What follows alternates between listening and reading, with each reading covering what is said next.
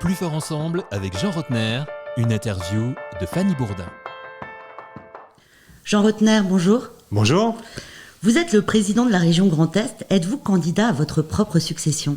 Oui, j'ai décidé effectivement de me présenter à cette élection importante qu'est le renouvellement du conseil régional, parce que nous avons bien travaillé depuis 5 ans, que cette région aujourd'hui se porte mieux, s'est construite, s'est aussi forgé une ambition, celle d'une vision partagée. L'Est de la France aujourd'hui doit être dynamique, doit être entrepreneurial, doit redonner confiance, et nous avons la volonté en équipe d'être dans cet état d'esprit.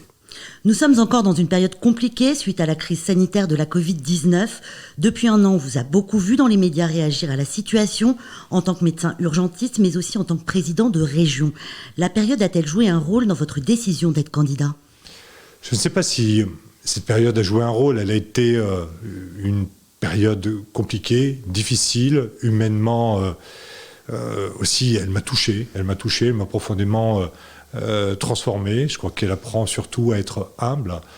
Et dans ce cadre-là, elle nous oblige aussi maintenant à sortir de cette pandémie, à penser l'avenir, à travailler pour les gens, à travailler pour leurs soucis, à leur permettre de ne pas être inquiets face au chômage qui risque d'arriver, d'être présent à côté des entreprises qui risquent éventuellement de souffrir, à côté du monde associatif, à côté des jeunes. C'est important. Tout cela, oui, a motivé mon envie de repartir, de retrouver, parce que je ne l'avais pas perdu, finalement cette énergie qui ne m'a jamais quitté pour mener un nouveau mandat. D'ailleurs, quels seront les grands projets que vous allez développer pour la région durant cette campagne ? Sans aucun doute, une notion orientée d'abord, moi j'aimerais penser aux jeunes. Aujourd'hui, ils sont hésitants, ils se posent des questions. Nous avons des dispositifs à leur destination. Nous avons envie aujourd'hui de leur simplifier la vie en termes de stage, de présence dans l'entreprise, de tarifs orientés aussi sur les transports en commun. Deuxième élément, sans aucun doute, la sécurité, le régalien, ce qu'on appelle régalien, les grands principes de l'État. C'est pas parce que ce n'est pas la compétence de la région que je ne vais pas m'occuper de sécurité, parce que c'est le souci quotidien des habitants de ma région. Moi, je me propose d'aider toutes les communes qui voudront installer une police municipale à le faire, à être derrière elles. Mais m'occuper également de santé, parce que c'est la préoccupation première avec la sécurité des habitants du Grand Est. Et il nous faut trouver des médecins, organiser des dispensaires, permettre à nos hôpitaux d'avoir un nouvel avenir. Et enfin, le développement durable, la préservation de notre biodiversité, tout notre environnement. Là aussi, nous avons des idées fortes. Et pour finir, c'est important, la mobilité. Il faut que la région Grand Est soit la région du train, et du train bien vécu par définition. En fait, ce que je souhaite faire, c'est que la région Grand Est devienne le quartier général de la relance et du bien vivre. La région Grand Est est une grande région avec 9 départements, 5200 communes, des spécificités locales. Comment faire pour unifier sans diviser d'un territoire à l'autre ? Écouter, prendre le temps, aller découvrir, aller à la rencontre. C'est finalement le métier qui est le mien. J'ai été maire avant. Aujourd'hui, je suis un peu le maire du Grand Est. Je vais découvrir à la fois mes concitoyens, mais également leurs élus. Et j'essaie de mettre la force, la compétence, la capacité d'aider des territoires par la région à la disposition de tous ces acteurs.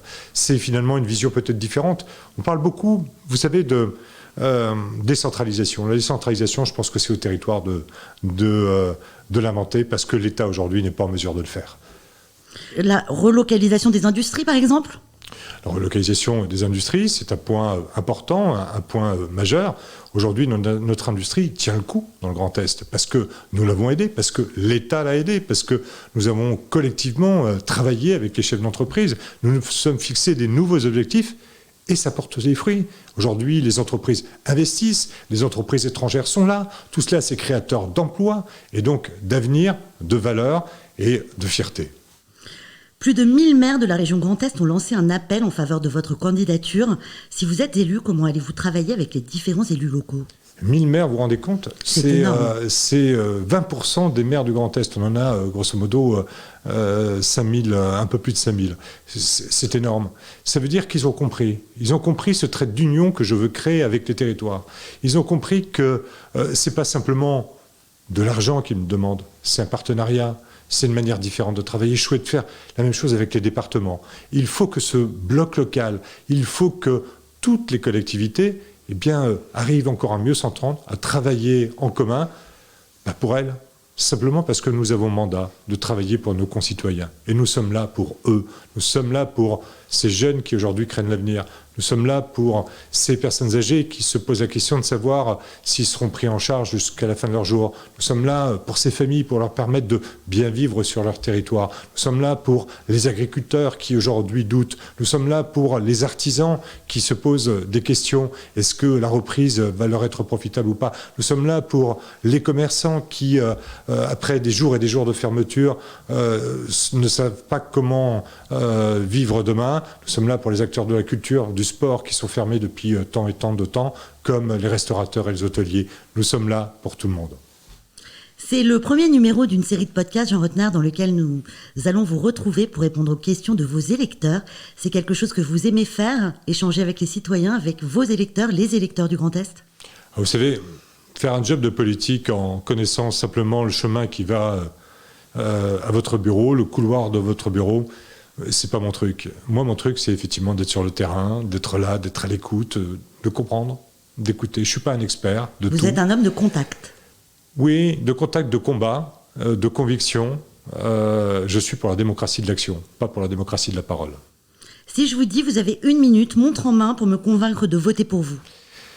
C'est pas voter pour moi, c'est pour voter pour le Grand Est, voter pour le bien vivre, voter pour cette capacité finalement de participer à une aventure commune que je peux dynamiser, avec laquelle effectivement collectivement nous avons la possibilité de devenir plus forts. C'est pas simplement la campagne de Jean Rottner et de son équipe, c'est aujourd'hui la campagne de tout un territoire qui doit se mettre plus que jamais en route pour gagner demain.